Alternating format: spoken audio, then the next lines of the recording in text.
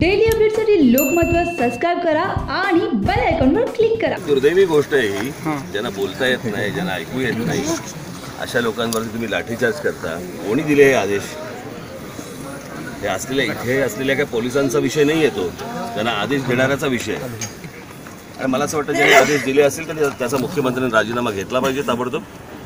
काय त्या मुलांच्या काही चुकीच्या मागण्या आहेत का?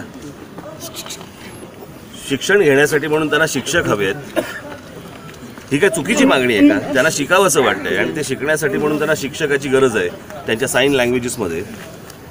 आणि हे मुख्यमंत्र्यांनी सांगितल्यानंतर देखील जर समजा अधिकारी ऐकत नसतील, मला असं वाटतं काय उपयोग आहे का सरकारचा?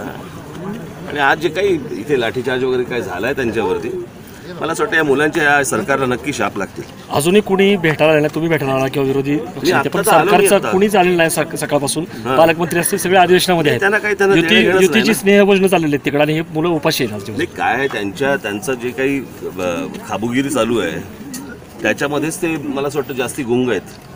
त्यांना काही याच्याशी या गोष्टींशी काही देणं घेणं नाही आहे। निवडणुका फक्त पैशावरती जिंकणं, पैसे कमवणं एवढंच फक्त सुरू आहे। यांना दुसऱ्या सरकारला दोष देण्याचा त्यांना अधिकार पण नाही आता।